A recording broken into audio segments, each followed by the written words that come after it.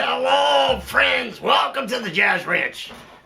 Welcome, hip cats, groovy chicks, and finger-popping daddies. I'm your alter dominant ego man.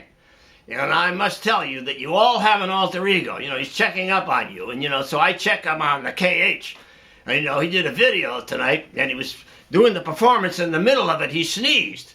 He said, he told me, he said, I can't use that cut. I said, no, you should use that cut. People realize that, you're a real person. You sneeze, whatever, you can't, you got to show them that, no, I can't use that. Yeah, I talked him into it. I'm going to give you that clip. But, the KH, his story, people ask me, what's the story of him? And, like he was a banker. His parents got him into banking, he hated it. So he said, I want to be a jazz musician. You can't be a jazz musician. You'll starve, which is true, but anyway, he got a gig, when he was young. I was about maybe 18, 20 years old. He got a gig over in the adjacent town playing with a New York group that was playing a little coffee house back in those days. They had coffee houses all over the place. And he's playing jazz, and he's playing. Anyway, the leader came up to him, was a flute player. The leader was a flute player. He said, oh, we got a gig over at this such and such a hotel this Saturday. We got to go over there. So they went over and they played this gig. Anyway, they're in the middle of the gig. All of a sudden, this lady comes out and she starts taking her clothes off right in the middle, right there. What they didn't realize is they were backing up exotic dancers. That's what they call them. They're glorified strippers or whatever you want to call them. They're the exotic dancers. They were talented, though. They were good at it. But anyway, they would drape the clothes over the KH's head as they were taking them off. Anyway, in the middle of it, they got into a break, and the singer or the dancer came up to the leader, who was the flute player, and he said, hey, you can't, the flute ain't cutting it. You got to get a saxophone in here right away, So Sammy panicked. He called up Hartford, and he got Bobby Johnson to come down and play sax. He saved the gig. They had the gig for the whole summer. Because of the saxophone player, and anyway, so he dug the KH, Bobby Johnson dug the KH. He said, I got a gig for you up in Hartford. So he went up to Hartford, and he got into a house band with a great bass player and drummer, and they got to back up these New York stars that came in. They got to back up Zoot Sims, Kenny Burrell, Jimmy Heath, Clifford Jordan, all these great players came in to play, and he got to play, and they taught him how to play music. That's how he learned, So you never know. Listen to your alter ego. That's what I'm telling you. So here's the clip. He won't let me do. Oh, here he comes. He's got the dog with him. He's gonna attack me. I gotta go. Bye bye. Hello, friends. Welcome to the Jazz Ranch, hip cats, groovy chicks, and finger-popping daddies. The alter dominant man, he, railroaded me on this one. He wants to show this clip in which I sneeze while I'm improvising. So anyway, I may have to put up with his shenanigans. But he is on my side, basically, even though he makes fun of me. But, we need someone to make fun of you. You know why? Because we take ourselves too seriously. So our alter egos show us that. They teach us that, and they say, hey, cool it, man. Lay back. Just enjoy life. Don't take it too seriously. Anyway, I have one of my subscribers said his favorite song is Angel Eyes, and they said someone I really like a lot. Now, if you have a favorite song out there, write to me and tell me. I'll play it for you. So anyway, I'm going to do Angel Eyes tonight, but I'm going to talk about how to use Angel Eyes, this great standard tune, and how to play a blues scale under it. So here we go with Angel Eyes and the blues scale.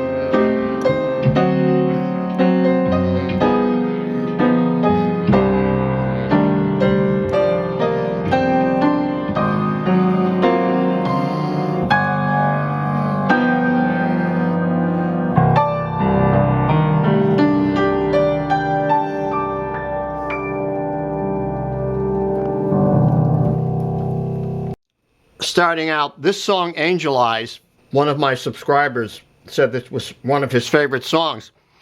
And so I took a look at it and I realized that this is a song that is very adaptable to the blues scale. In other words, you can play the blues scale over the first 16 measures of this song. It's a very typical song with 32 bars, a typical standard, but it's in a minor key. It's in C minor. Now, in C minor, you know, we're going to have it relate to the E flat scale, being the sixth step of it, the relative minor. So we're going to have those notes, but all those notes apply to this song, actually, because the first couple of chords in the first measure are C minor to A flat. You see the A flat is in the scale. But also, the fact that we can play this blues scale, 1 flat 3, we're in C minor, 1 flat 3, 4, sharp 4 or flat 5, 5, flat 7. We can also play that scale on the A flat chord. And we'll omit that note there, but we'll have this, all the other notes except for that one, and that can be just a passing chord, like, or a passing note, like. So it fits both of those chords. Then we get to the D minor, you know, and that's something different. It could be the D minor flat 5 could be a Locrian scale, but we can make it, we can alter it to D7. Now it's going to fit that blues scale. Why does that fit a D7? Well, it has the, you have to analyze, it has the 7th in it, the flat 9, the minor or the sharp 9, the 3rd, you know, so no, we won't use that one, but sharp 5. So, and there's the flat 7. So it works on that chord, and then on the G7, you see it has that flat 9 in it, and the sharp 5. So in other words, to simplify, we can use the blues scale on the first 16 measures of this song throughout. So the idea is that when you play a blues scale, it's going to work on specific types of songs that are standards in a certain way. And we can use that when it works, and we can divert from it and use something else. But to be able to use it and apply it to any standard that has a blues feel to it, and this one does, as well as the song Georgia. There's numerous songs that adapt to the blues scale. So we have the blues scale at the beginning. First couple of bars.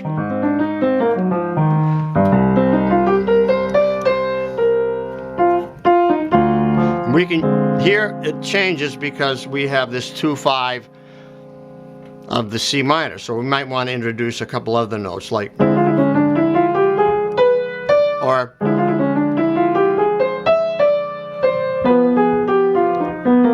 something like that. But then we're back to the blues scale here.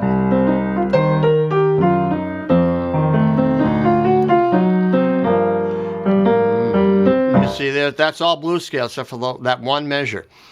Now, when we get into the bridge, now we're going to down a whole step and doing a 2-5. So we're going B flat minor, 7, E flat, 7, A flat. So that's a whole nother thing. That's an A flat scale, right? You see, and then I put some passing chords in there because just to sit on an A flat wasn't interesting enough for me. To sit on that A flat chord there, even the A diminished, it's okay, but I wanted a little more harmonic movement, so I used 2-5, 1 into A flat, and then I went, now I'm thinking A flat key. 1, 2, 3. Flat 3 will take me back to 2 of the A flat, so it's a nice progression. So I have this 1, 2, 3, flat 3 to 2 to 5, then 1, 4, 3, 2. Makes a nice chromatic move to the next chord, which is A minor 7. So you have to understand that this bridge has 2-5-1 into A flat, then 2-5-1 into G. So it has chromatic movement. in those passages. 2, 5, 1 into A flat, and then 2, 5, 1 into G. So we're going down a half step, right? 2, 5, 1 into A flat, 2, 5, 1 into G would be down a whole step. It's very nice. Same melody, so the melody is simple.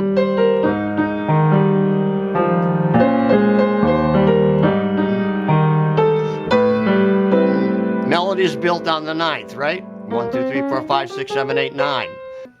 1, 2, 3, 4, 5, 6, 7, 8, 9. 2, 5, 1 into G major. Then I put these passing chords, get me to the 4 chord, and then up a half step. This is very typical of not only standards but jazz tunes, that they move in a chromatic manner. So we're on G, and all of a sudden we're on C sharp. How do we get there? Well, it's an alteration. It's like interesting. So 2, 5, up another half step to 2, 5, which is the half step of which is the 2, 5 of the key. So we can make it half diminished if we like 5, and we're back. That's the way we modulate back to the 1 chord again. So I think this song is a very good song to learn as a beginner, or not beginner, but actually a easy piano level, we'll say it. Easy piano and intermediate and advanced. So whatever level you're at, it's going to be interesting, because in a simple way, you can just play on a blues scale at the beginning of the first 16 bars, and then when you go to the bridge, now this is a little more difficult, but you're just doing 2 scales, A flat scale and then G scale. So it's A flat scale, see, and then G scale, and then the end you have to alter that a little bit to get this, but you can just play the chords there. You don't have to try to improvise on that. So there you have just 3 scales you have to learn in order to play and improvise on this song. The blues scale in C, and then on the bridge, the A flat major scale for the first 4 bars, and the G major scale for the next 4 bars, with the last 2 being, that progression. Now, what scale do you want to play on those? You have to ask yourself, well, what scale does that apply to? Well, you can see it's a 2-5. How do we know it's a 2-5?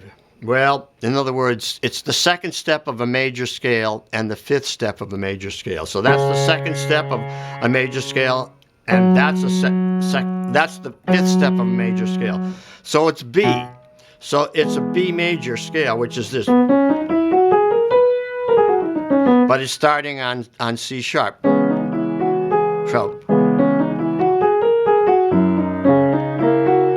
So that's the simplifying it, but that's the scale.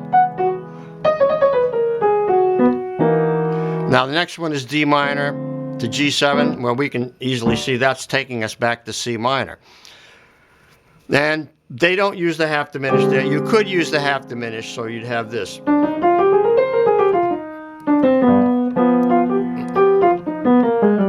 You see, so 2 5s always relate to another tonal center.